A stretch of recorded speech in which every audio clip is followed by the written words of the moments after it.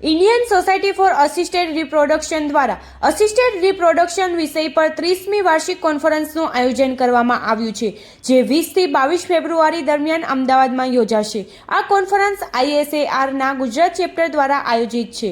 દેશ અને વિદેશમાંથી વંધ્યત્વ અને પ્રજનન ચિકિત્સા ક્ષેત્રના અગ્રણી નિષ્ણાતો તેમાં ભાગ લેશે.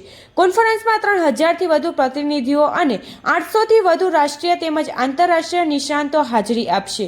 તેમાં ગાયનેકોલોજી, IVF નિષ્ણાતો, એમ્બ્રિયોલોજિસ્ટ, સંશોધકો અને વૈજ્ઞાનિકો હાજર રહેશે. ટેકનિકલ સેશન અંતર્ગત પ્રતિષ્ઠિત વ્યાખ્યાન, નિષ્ણાંત પેનલ ચર્ચાઓ, ચર્ચા સત્ર અને પ્રાયોગિક વર્કશોપ યોજાશે. ખાસ કરીને અસિસ્ટેડ રિપ્રોડક્ટિવ અને IVF ક્ષેત્રની નવી શોધ પર વિશેષ ફોકસ રહેશે. સંવાદદાતા રણજીતસિંહ સિંધવ, અમદાવાદ. હું doctor RG Patel, IVF specialist, sunflower hospital, Ahmedabad. ખાસ કરીને 3 દિવસનું આયોજન છે. કેવી રીતનું આયોજન રહેશે?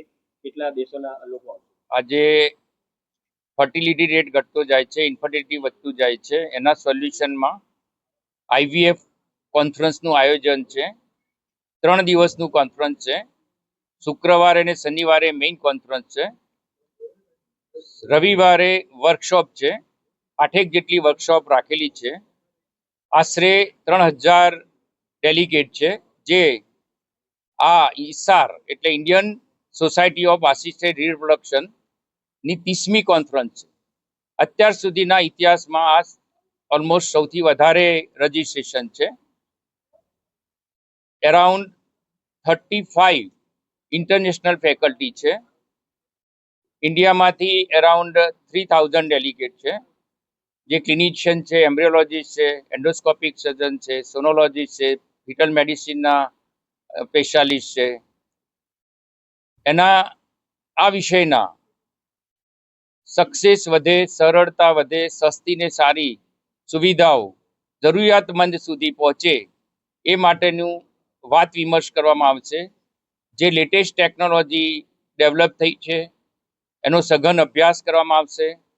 એનું ડિસ્કશન થશે, જેથી કરીને અવેરનેસ વધે, નોલેજ વધે.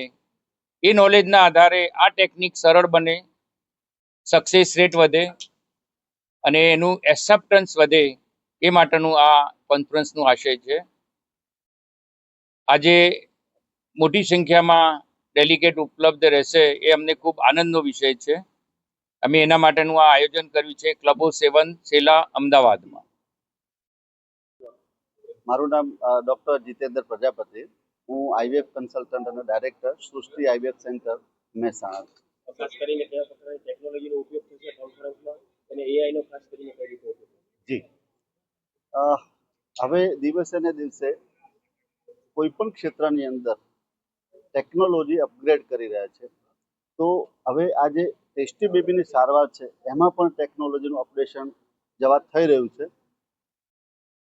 પહેલાં ભૂતકાળમાં ટેસ્ટી બેબીમાં જે ફ્રીઝિંગ અને થોઈંગ છે એમાં ઘણો બધો સમય એને લાગતો હતો અને ખર્ચો પણ વધારે થતો હતો. હવે પછી આ જે કોન્ફરન્સ છે એમાં નવી એક રેપિડ વિટ્રિફિકેશન અને થોઈંગ કે જે તમે 1 કે 2 મિનિટમાં પણ કરી શકો છો, જેના લીધે થઈને સમય, સારવારનો ખર્ચ અને સારવારનો સમય પણ બચાવી શકાશે. એ સિવાય અત્યારે હાલ જેમ આર્ટિફિશિયલ ઇન્ટેલિજન્સનો ઉપયોગ દરેક ક્ષેત્રમાં વધી રહ્યો છે, એવી રીતના આ કોન્ફરન્સની અંદર આર્ટિફિશિયલ ઇન્ટેલિજન્સનો ઉપયોગ આપણે આ ટેસ્ટી બેબીની સારવારમાં કઈ રીતે વધારે સારી રીતે કરી શકીએ કે જેથી કરીને આપણે લોકોને આ સારવાર વધારે ગુણવત્તાસભર આપી શકીએ. એના માટે પણ આ વિષયના નિષ્ણાત લોકો આ 3 દિવસ દરમિયાન આપણને એના વિશે જાણકારી આપશે.